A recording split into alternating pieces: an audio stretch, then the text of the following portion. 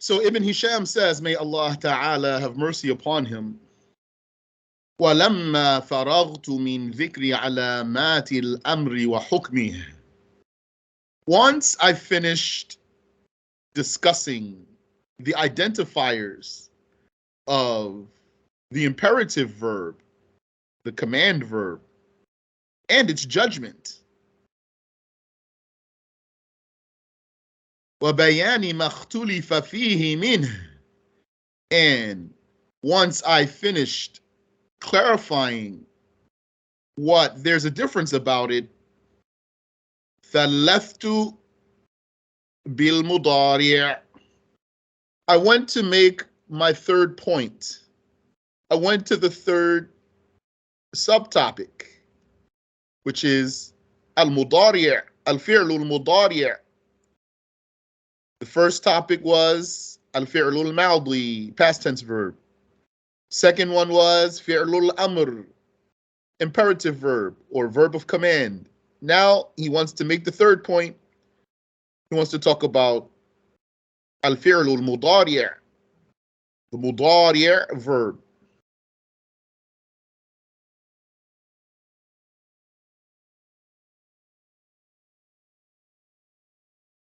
So one thing about al-fi'l al-mudari' is its name. We talked about it before, but now it's appropriate to mention here. Because when you say al-fi'l al-madi, past tense verb, just by its name, it's clear what it is. And when you say fi'l al-amr, verb of command, then just by its name, it's clear what it is. When you say al-fi'l al-mudari', what does that mean? Why is it called as such? What is it? So, as far as its name is concerned, al-mudari' means al-mushabih, the similar. The mudari' is like your nursing sibling. Your nursing sibling. The mudari', that's the one who drinks from the other breast of your nursing mother. So you have a nursing mother, nursing two nursing brothers. She has those both breasts, so she has one on each one. So who are these brothers here, these nursing brothers? Those are the ism, the nominal, and the fi'l mudari'. That's the nursing brother there, the fi'l mudari'. Why? Because, as you're going to see, al-fi'l al-mudari' is a type of verb that its ending shifts and changes to express meanings inside the sentence. Its endings shift and change to express meanings inside the sentence. So it's like an ism in that regard. So that's why it's named that. But what about what it's for actually? It's for the present tense and the future tense. Which one? Both of them. How do you know? You need to have an evidence. What if I don't have an evidence? Then it's muhtamal. That means possibly bearing either meaning without either meaning being more apparent. Al-fi'l al-mudari', it promotes the meaning of future tense or present tense. Without an evidence, neither one is more apparent. So that makes it muhtamal, possibly bearing either meaning. Not zahir, not zahir. Zahir means one of those meanings is more apparent. Zahir means this is what it seems to mean. So mudari' doesn't more likely seem to mean present over future. Something else will make it like that, like the word al-an, now, so that means for the present, or like sawfa for the future, or other things.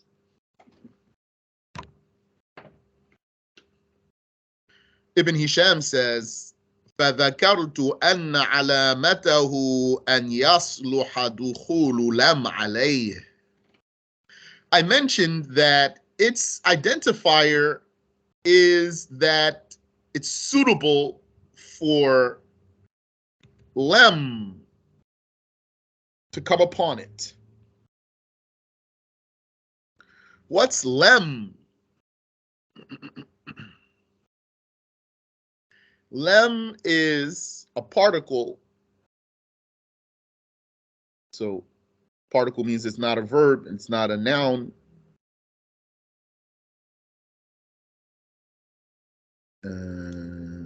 Let me be clear here. Let me see who's in here. We have a good audience here, mashallah, barakallahu fikum. So this is slightly new territory here, what we're doing now, going through this QaTrun-Nada like this. So I'm not sure what's levels of everyone who's listening, how well you can understand all of what I'm saying. I don't know if some people might be listening for the mere curiosity, or some people are following and understanding everything I'm saying. So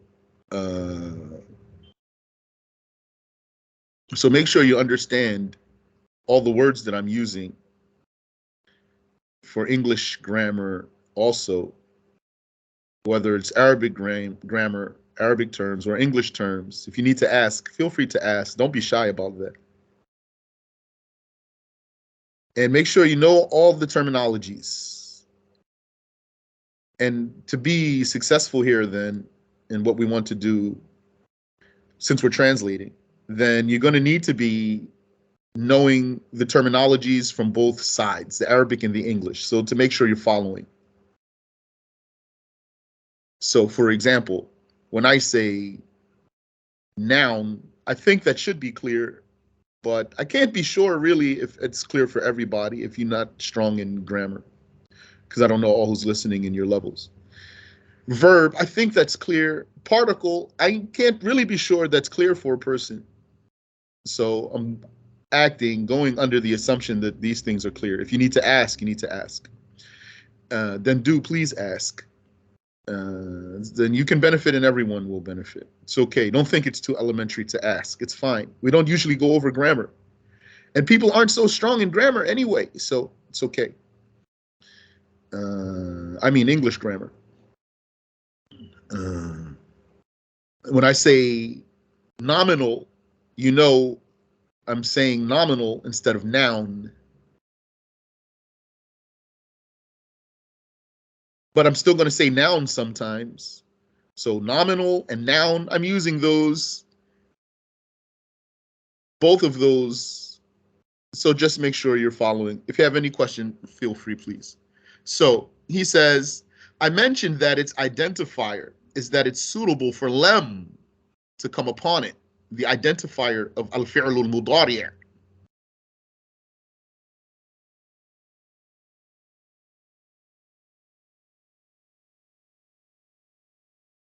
What's lem?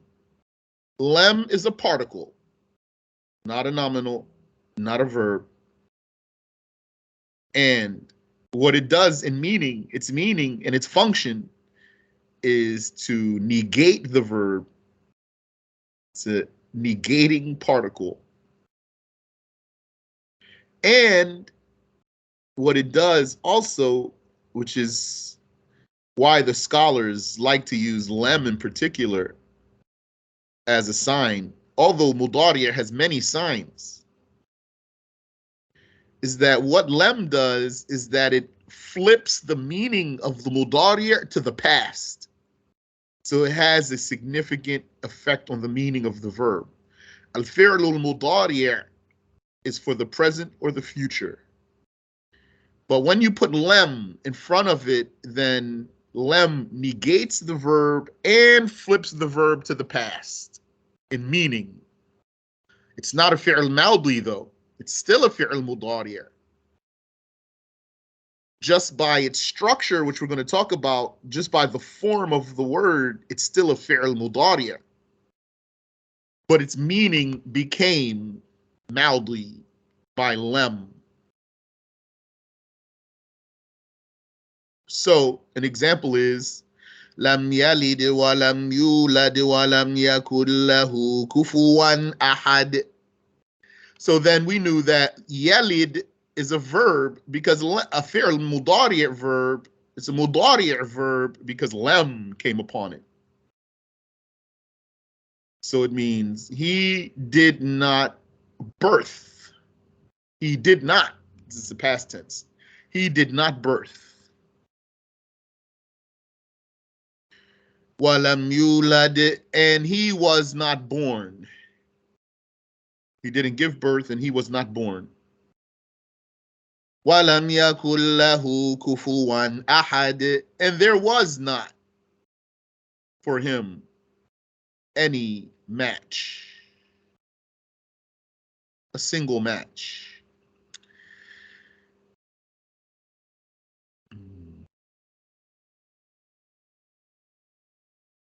So then you might ask or wonder, so is it right if we say lem means not or did not?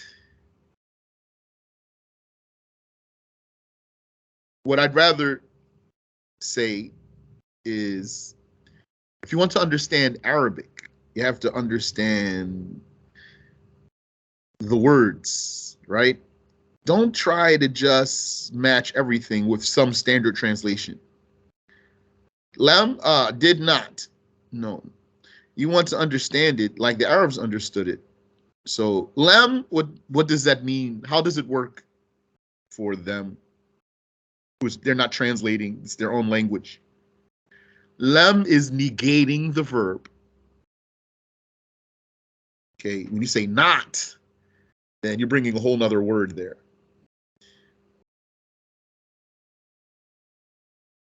Did, you say did not, there's a verb, that's a verb there. Did not. Lem is negating, it's a negation. If you want a lot of these particles, try to think about them like punctuation even. Meaning these particles, they're abstract. It's not always that there's a word that they translate to. There's a meaning they have, but doesn't mean that there's necessarily some word that they're going to translate to. Like hal, that's for asking a question. It's for asking a question. How do you translate that? It's not is, like you want to ask a question, or are. If I'd say it's like a question mark. That means there's a question here. It's not something you translate as a word like that. So these particles try to comprehend their abstract meanings like that. Lam negates and flips the verb to the past. Lam yalid wa lam yulad wa lam yakul lahu kufuwan ahad. And it also puts the verb into a state of jazm. We'll come back to talk about that, inshallah.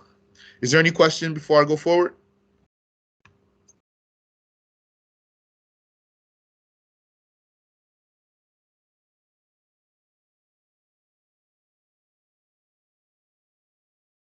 Okay. Ibn Hisham says, وذكرت أنه لا بد أن يكون في أوله حرف من حروف نأيت. I also already mentioned in the text that we're explaining now that the issue is that there must be in the beginning of such a verb, a mudari' verb, one of these four letters.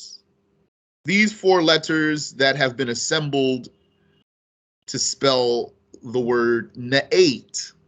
The word na'at is not really the important thing here.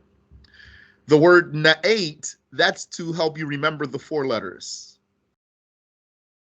You can rearrange those into other forms too, like na'ti, na'ti. If you reversed the ta and the ya. Na'a means ba'uda, to go far. Na'atu means ba'udtu, I went far. So the meaning's not that important. Or if you said na'ti means we come, we approach, na'ti. So there must be in the beginning of the fi'l mudari one of these four letters. وهي النون والألف والياء والتاء. They are noon, alif, and by alif he means hamza. And ya and ta. The noon is for the speaker and someone with him, or someone who's glorifying himself. We. The alif, which is the hamza here, that's for the speaker alone. I. The ya, that's for the one being spoken about, except what you're going to see. And the ta, that's for the one being spoken to, except what you're going to see.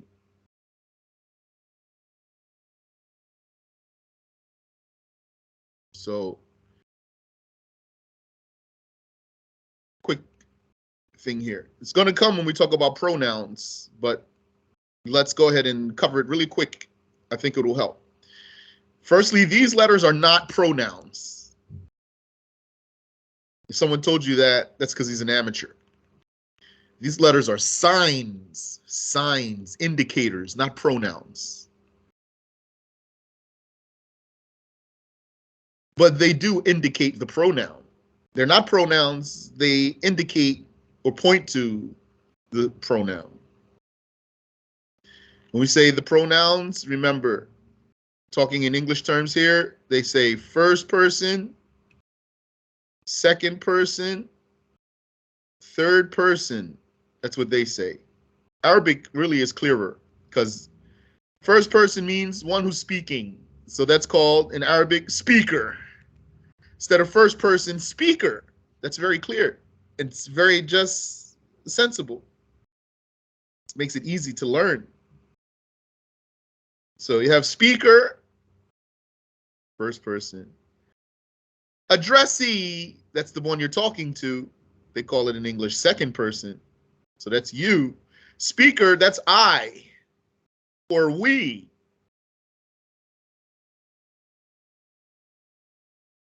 Addressee, that's you, the one I'm speaking to. I am the speaker. You are the one being spoken to. They call that in English second person.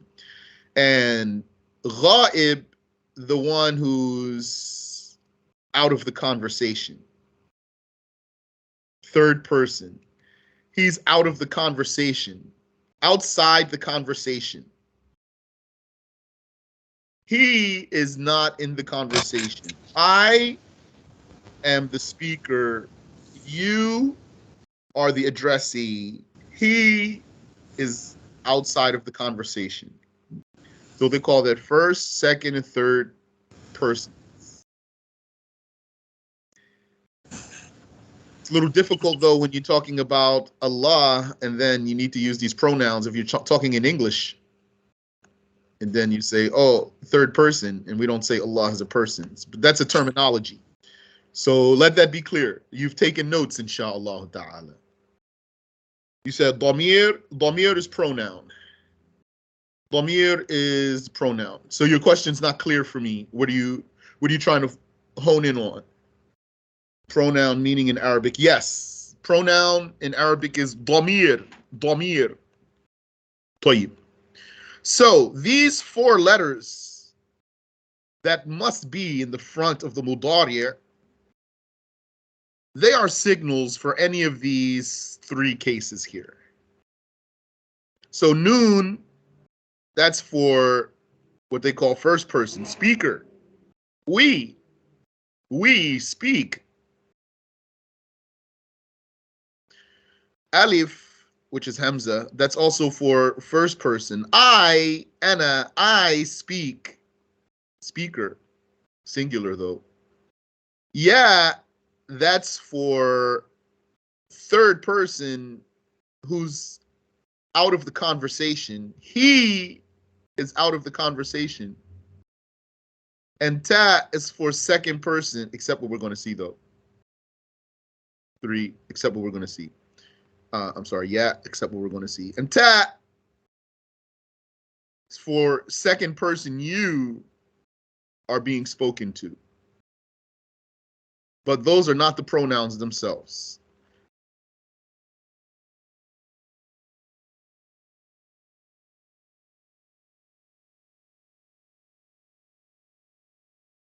Ibn Hisham says, وإنما ذكرت هذه الأحرف بساطا وتمهيدا للحكم الذي بعدها.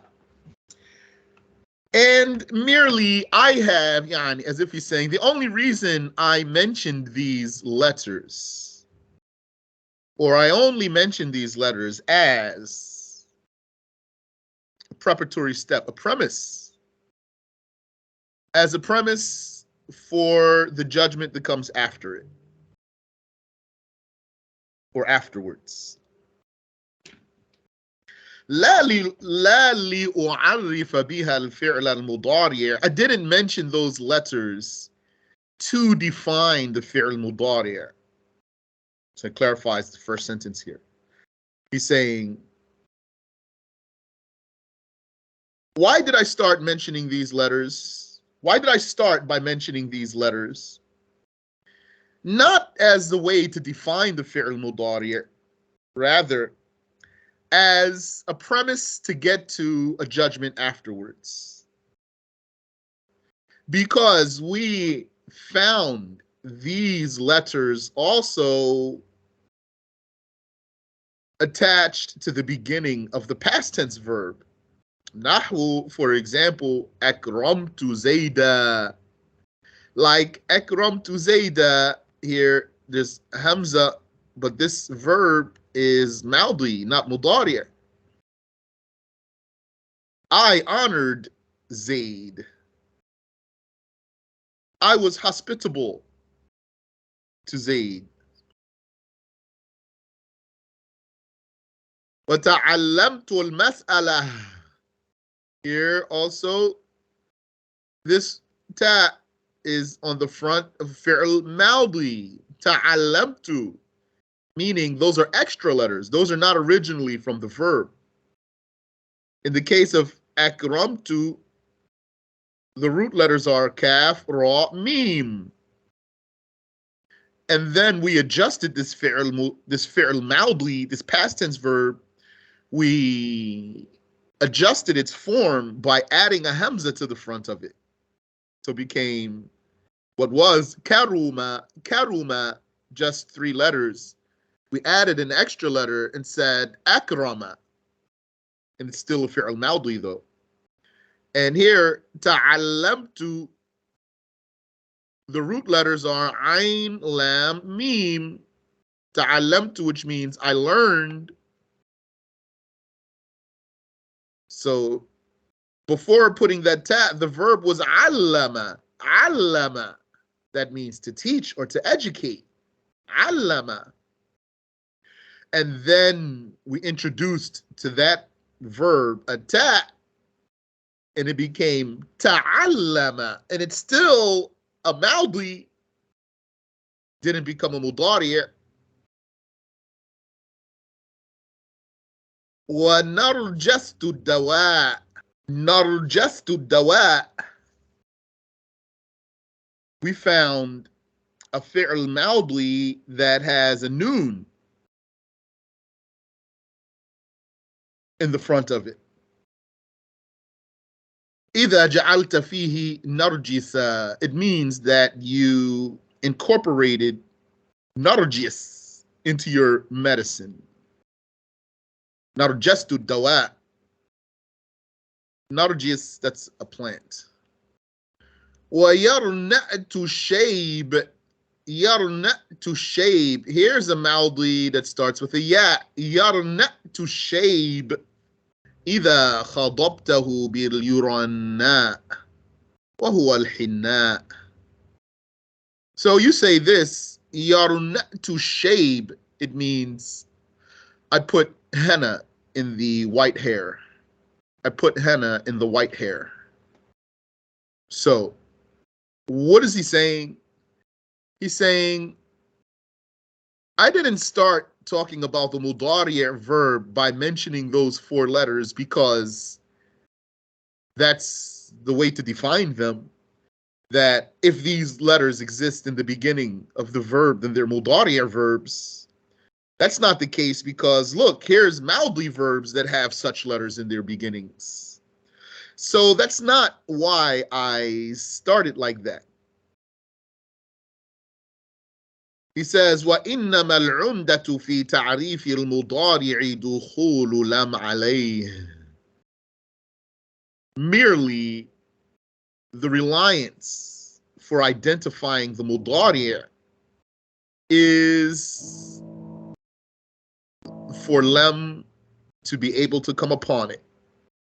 For lam to be able to come upon it. وَلَمَّا فَرَغْتُ مِنْ ذِكْرِ عَلَامَاتِ الْمُضَارِعِ. And then when I finish talking about the identifiers of the mudari', and there's many he didn't mention, شَرَعْتُ فِي ذِكْرِ حُكْمِهِ. Then I commenced to mention its judgment. The judgment of the fi'l mudari'. فَذَكَرْتُ أَنَّ لَهُ حُكْمَيْن. And I mentioned that it has two cases, two judgments.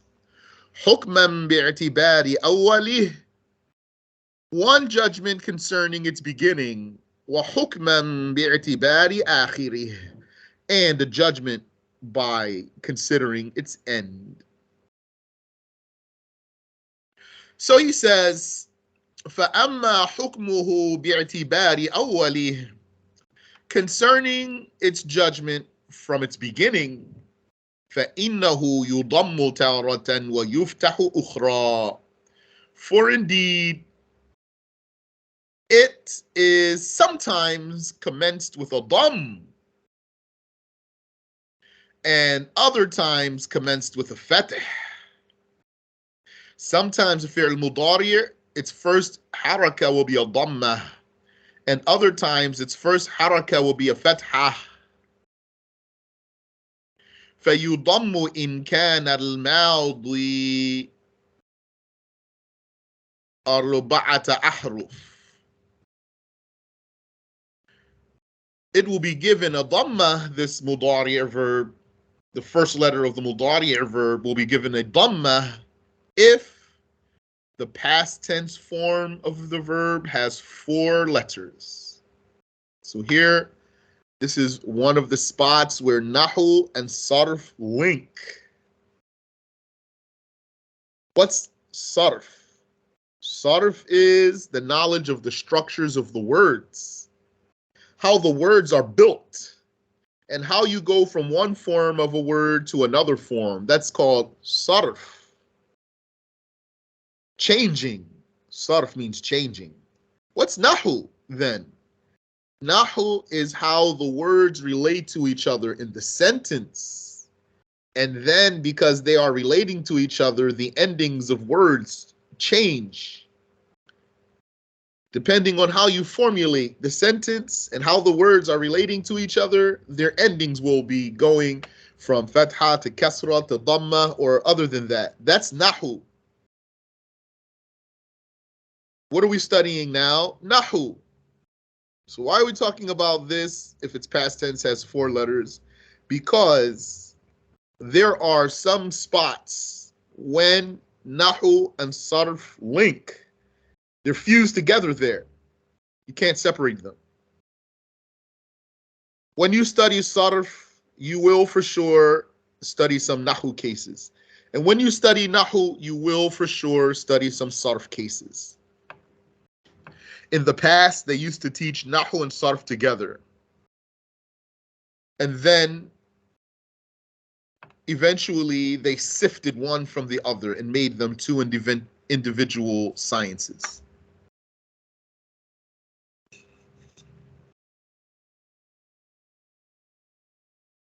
So, فَيُضَمُّ إِنْ كَانَ الْمَاضِي أَرْبَعَةَ أَحْرُفٍ. The beginning of the Mudari verb is going to have a dhamma if the past tense form of the verb has 4 letters. سواء كانت كلها أصولا, whether all 4 letters were original letters. نحو دحرج يدحرج, like dahraja, that's the past tense, it means to roll. Or not to roll something, yani. Not for something to roll, rather to roll something, to roll it. Dahraja, dahrajahu. So dahraja, to roll something. That's the past tense. He rolled something. So this maldi, past tense verb, since it has 4 letters, not 3, then when we make the mudari form, we're going to say yudahriju, starting it with a dhamma. Yudahriju, dahraja, yudahriju. In this case, all the letters are original letters. None of them are extra letters. Where do you learn about the extra letters? You learn about that in sarf. Original letters versus extra letters. That's a subject of sarf.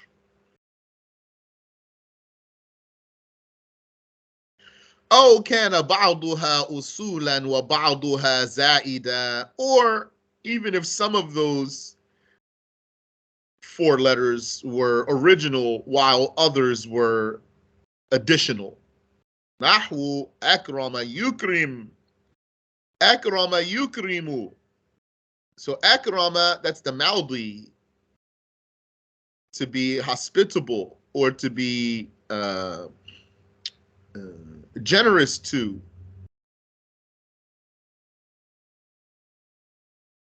So akramahu, he was hospitable in the past to him. Yukrimu, since that's a maldi with 4 letters, even though the first letter is an extra letter, it's not an original letter.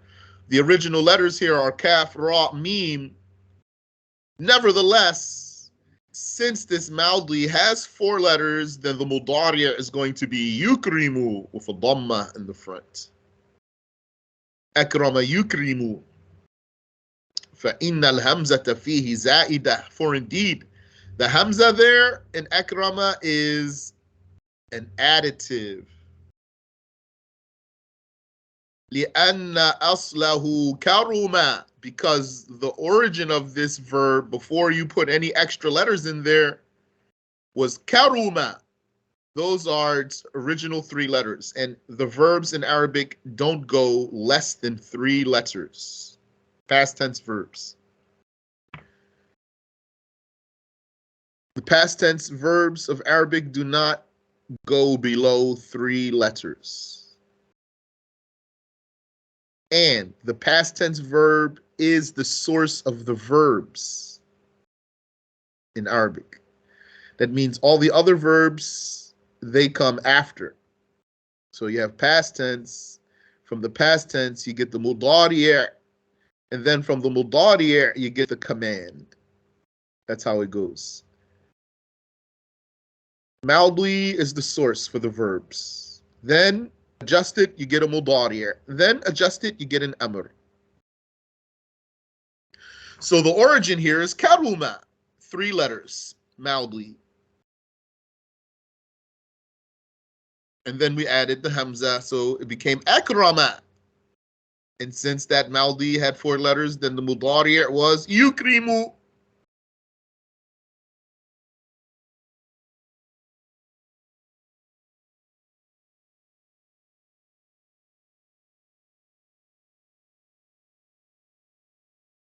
You said, I thought the masdar could be considered the origin. Very good question. I'm glad you asked. Had you not asked, I wouldn't stop there. but I did like to stop there. Yes, the masdar, which literally means source. The masdar is the origin of all derived words. But what we're saying, that's why I said the maudi is the origin of verbs. But that maudi has an origin itself, which is the masdar, the source. So to get to the maudi, you have to start at the source, the masdar. From the source, you go to the maudi. Get to the MuDaari, then, in other words, if I wanted to go from the MuDaari back to the source, through which would I go? Through what would I go? Which way? Where's my tunnel for the MuDaari to get back to the masdar?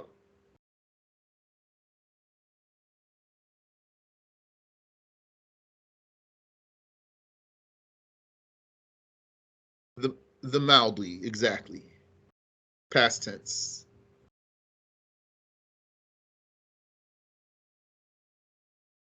So that's how it goes. The source is the origin for derived words, and then those derived words, they start branching out from each other. Could you explain why some Nahwiyin say the fi'l is the origin, differing from those who said the masdar is the origin? Yes.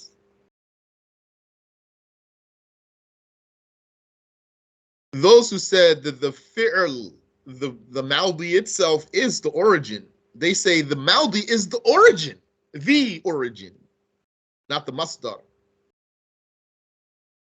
They looked at it from the perspective of the number of letters. It's like they looked at it from what you call a physical standpoint.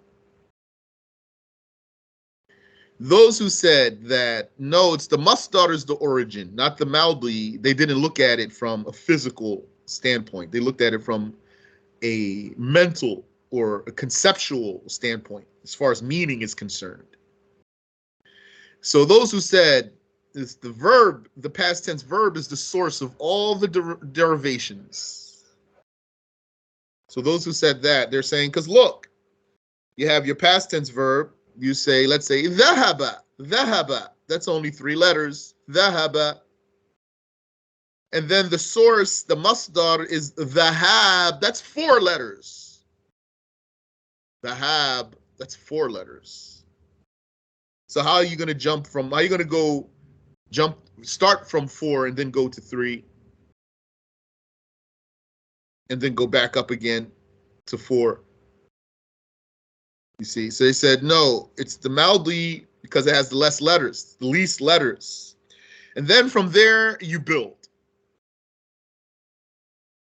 And so they considered the maudi was the origin for other derivatives. But that's not the strong saying. That's the madhab of the Kufis. That's the Kufi madhab. The Bisris said, no, the origin is the masdar. They said because 2 reasons. One, the word masdar, we agree.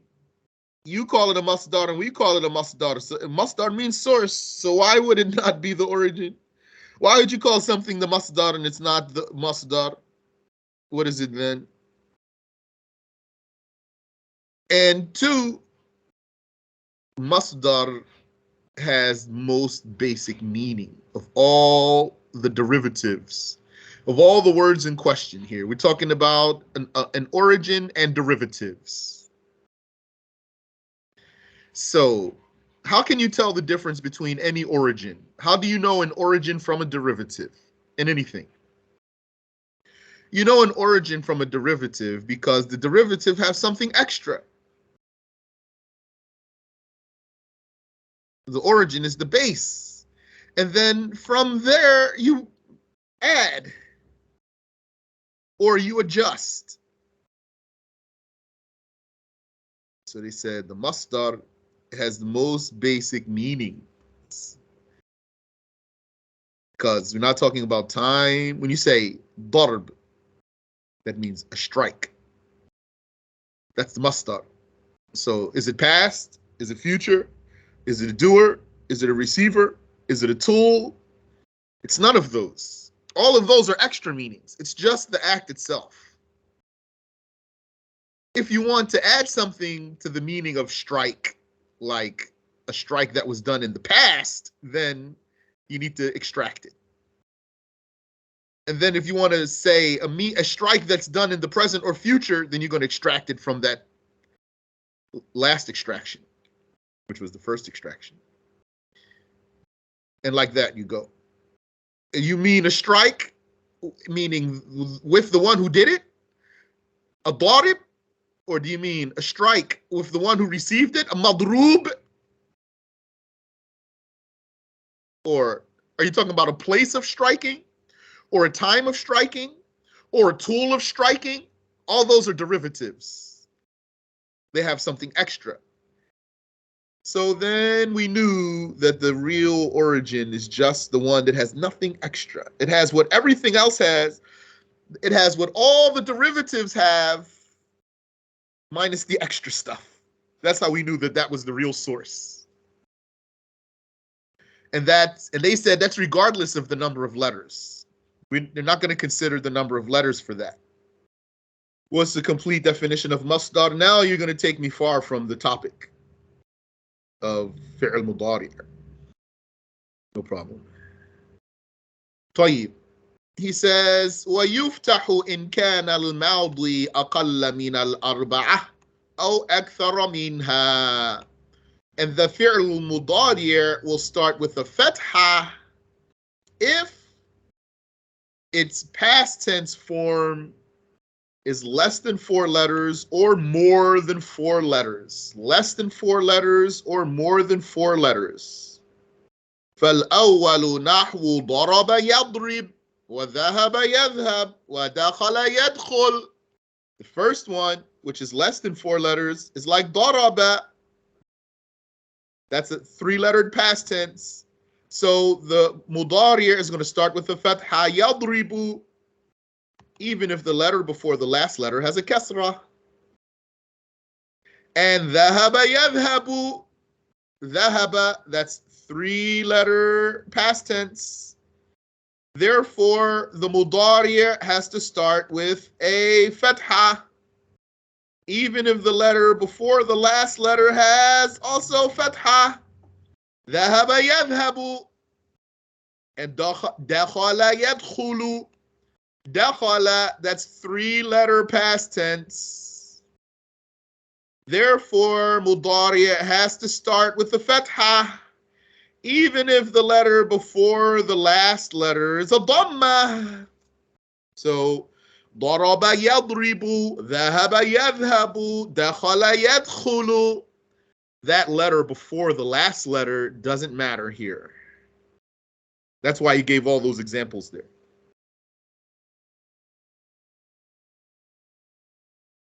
والثاني, and an example of what is more than 4 letters, نحو انطلق ينطلق واستخرج يستخرج, is like انطلق, that's past tense that has 5 letters. انطلق, you can see them and count them for yourself. So then the mudari has to start with the fatha, yantaliqu. And then you have istakhraja, that's a madi that has 6 letters. So then the mudari is going to start with the fatha, yastakhriju. So then,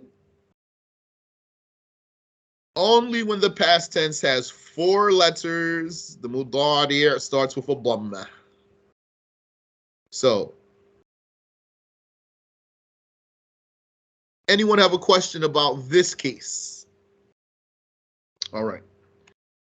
So if that's clear, then what do we have here for some of you who are listening? You just heard the judgment. You just learned the mas'ala. It's clear for you. You have just enough Arabic maybe to understand the topic here. That doesn't mean that you're necessarily just going to be speaking with no problem, right?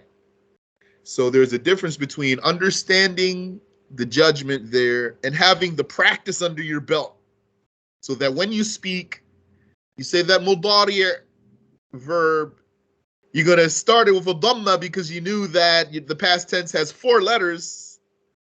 So that's going to take practice there, talking and making mistakes so that you can fix them and get used to it. So that's one thing. Another thing is that even if you're not able to speak, but you have learned this case now you know it, that's knowledge. You never know when you're going to need that knowledge. Not just that, but even if you're not able to speak and now you've just learned this case, what do? You just add it to what you know. Building towards your goal of speaking and understanding Arabic one day, inshallah. One person asked me, I don't remember exactly how he posed this question, but the meaning of the question is, how do you suggest I learn Arabic in my situation, which was his situation? So my answer was, I suggest that you just learn whatever it is you can learn. Acquire whatever you can acquire. And you just add it and you keep adding it to your knowledge. Just because you can't speak yet, for example, doesn't mean that not to get to that. So I'll speak from my personal situation, which was that, how did I learn Arabic? First, I asked one of the brothers to teach me the Arabic letters. He taught me them. I came back, memorized the letters. He taught me how to connect them. Then I knew how to connect them. I had bad handwriting, of course. Didn't learn any handwriting yet, just what he showed me. Okay, so now I can connect these letters and stuff. I'm not good at it yet. I just learned it. So then whenever I would take notes, whenever I would hear an Arabic word, I would try to write the word in Arabic, not in English. And it was rocky at first, spelling the words wrong, asking the teacher to keep repeating, and he's getting annoyed with me. Until finally, I was able to write the words that I heard correctly, because I just kept trying, and I didn't know how to speak Arabic. And like that, vocabulary started building, and the ability to write faster and faster was coming. And now you're also going to add to that some things for myself, which is what? Being in the lessons where they translate English, Arabic, English, Arabic. That's going to help a lot, because eventually, even if you can't speak Arabic, you're going to start understanding what they're saying. You're going to hear what he's saying in Arabic, and you can put it together. You say, oh, I understood it, even before he translated it. And then he translates it. That helps a lot. And also studying Quran, that helps a lot, because right there, that's your pronunciation and reading. That's reading and pronunciation. Just you're studying Quran, memorizing your juz', for example, memorizing your surah, or trying to take the whole Quran before you die, sitting with a sheikh, just taking and taking. So all of that adds to your Arabic, your Arabic quest.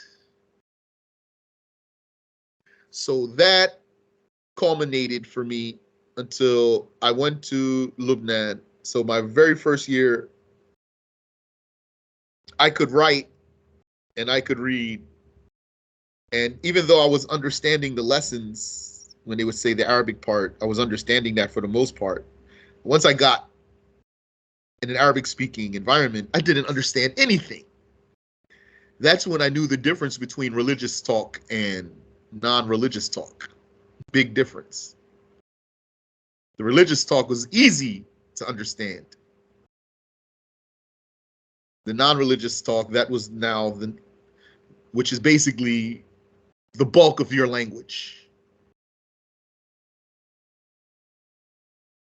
Then that was now the goal. And then from there, learning the Arabic in that Arabic-speaking environment. But when I got to that Arabic-speaking environment, that's what I had under my belt.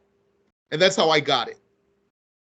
Yeah, so, and I say all of that to say that, yes, just get what you can get. Get it wherever you can get it. If you want to learn the Arabic and you're not in a ma'had, you're not in an Arabic-speaking country, just get what you can get and work with it. Barakallahu fikum. Let's stop there.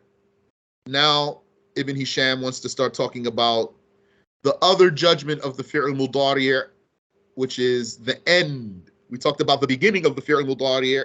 We're done with that. He wants to talk about the end, so we'll save that for next week if Allah gives us the life and the means. Do you have any question for me? You asked for, brother, complete definition of masdar. That's jami' mani'. Well, I can tell you what I've learned. They have some different ways to define masdar. So, for me personally, the best one, meaning when I say the best one for me means what I would just say because it's easy and it's clear. If I were teaching, I choose that al-masdar is ismul fi'l. It's the name of the act. The name of the act. Without anything extra. So it's not the doer. The doer of the act is not included there. The time of the act is not included there. It's just the name of the act itself, nothing more. So darb, that's the name of the act. Akl, that's the name of the act, etc. Qira'ah, that's the name of the act. Kitabah, yes, ismul fi'l, the name of the act. Can you ask about the author, a little synopsis about him? Subhanallah, I don't have much about the author's biography. All that I know that Ibn Hisham was, I don't know if he was the top grammarian of his time. Perhaps he was. Some compared him to Sibawayh. I don't know, I haven't heard any commentary about that comparison. He came after Ibn Malik, and no one reached the level of Ibn Malik, though, after him.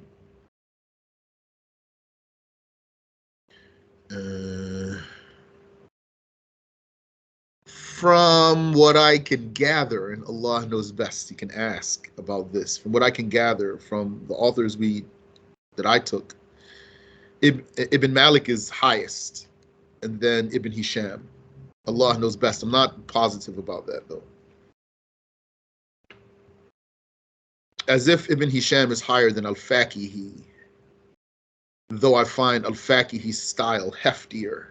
But that's not a proof, though, that he's higher than Ibn Hisham. Ibn Hisham has a very obvious expertise.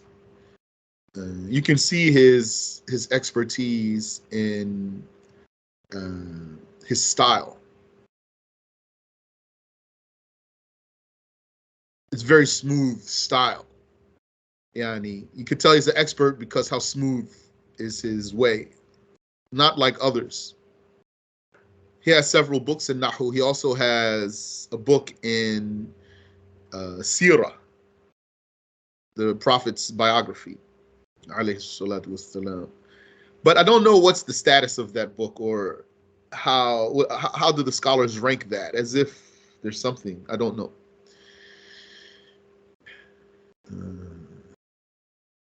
You're welcome. Subhanallah. He has an explanation of Alfiya ibn Malik. It's called Awdahul Masalik. Awdahul Masalik. What he did was, Alfiya ibn Malik, that's a poem, 1,000 lines of Nahu. So he rendered the poem prose. Yani, he took it out of the form of poetry. So he didn't take the poetry and explain it. Rather, he just rendered it not poetry. And in the process of doing that, he has explanation too. So it is an explanation of Alfiya ibn Malik in a way. So very nice style there. As if he translated it, Yani, but it's still in Arabic. He just took it out of poetry form. Wallahu a'lam.